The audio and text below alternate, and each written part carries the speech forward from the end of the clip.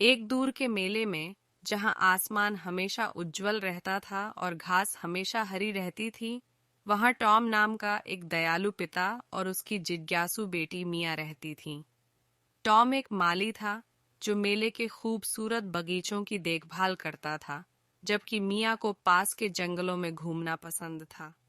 एक दिन जब मिया जंगल में घूम रही थी, उसे एक धीमी आवाज सुनाई दी। हेलो छोटे बच्चे, उसने कहा। मिया ने चारों ओर देखा, लेकिन उसे कोई नजर नहीं आया। फिर उसने देखा कि आवाज एक बड़े बुद्धिमान दिखने वाले पेड़ से आ रही थी। क्या तुमने अभी बात की?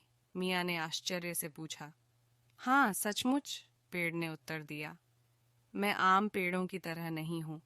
मेरे पास बोलने की क्षमता है, इस मेले में बहने वाले जादू की बदौलत। मिया की आंखें उत्साह से चमक उठीं। वह बात कर रहे पेड़ के पास बैठ गई और वे बातें करने लगे। पेड़ ने मिया को मेले के इतिहास और जंगल के रहस्यों के बारे में बताया। मिया ने अपने कारनामों और अपने परिवार के बारे में कहानियां साझा कीं। जैसे जैसे समय बीतता गया, मिया हर दिन बात करने वाले पेड़ के पास जाती थी। अपने विचार और सपने साझा करते हुए वे सबसे अच्छे दोस्त बन गए। पेड़ ने मिया को प्रकृति और सभी जीवित चीजों की देखभाल के महत्व के बारे में सिखाया। बदले में मिया ने पेड़ को खोज की खुशी और मेले के चमत्कारों के बारे में बताया।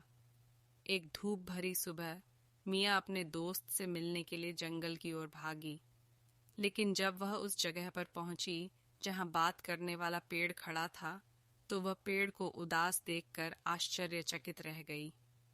क्या गलत? मिया ने चिंतित होकर पूछा। मैं बूढ़ा हो रहा हूँ प्रिय मिया, पेड़ ने आह भरते हुए कहा। यहाँ मेरा समय समाप्त हो रहा है, लेकिन मैं अपने लिए दुखी नहीं हूँ। मैं दुखी हूँ क्योंकि मैं अब आपसे बात नहीं कर पाऊंगा। मिया की आंखों में आंसू आ गए। वह अपने दोस्त को खोना नहीं चाहती थी। उसने पेड़ को कसकर गले लगाया और कहा, तुम शायद बात नहीं कर पाओगे, लेकिन तुम हमेशा मेरे दिल में रहोगे। हमारी दोस्ती हमारे द्वारा साझा की गई यादों में जीवित रहेगी। तभी एक जादुई रोशनी ने पेड़ को घेर लिया और वह एक छोटे पौधे में बदल गया।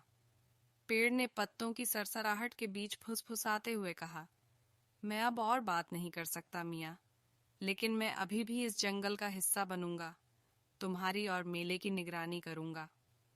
मिया अपने आंसुओं के बीच मुस्कुराई। वह जानती थी कि भले ही पेड़ बोल नहीं सकता, लेकिन उनका संबंध कभी खत्म नहीं होगा। साल बीतते गए और मिया बड़ी हो गई। हमेशा अपने दोस्त, बात करने वाले पेड़ को याद करती रही। वह अपने पिता की तरह माली बन गई और पेड़ से सहानुभूति और दयालुता की सीख ली। और जब भी मिया उस छोटे से पौधे को देखती, जो अब एक मजबूत पेड़ है, तो उसे अपने दिल में उनकी दोस्ती की गर्माहट महसूस होती।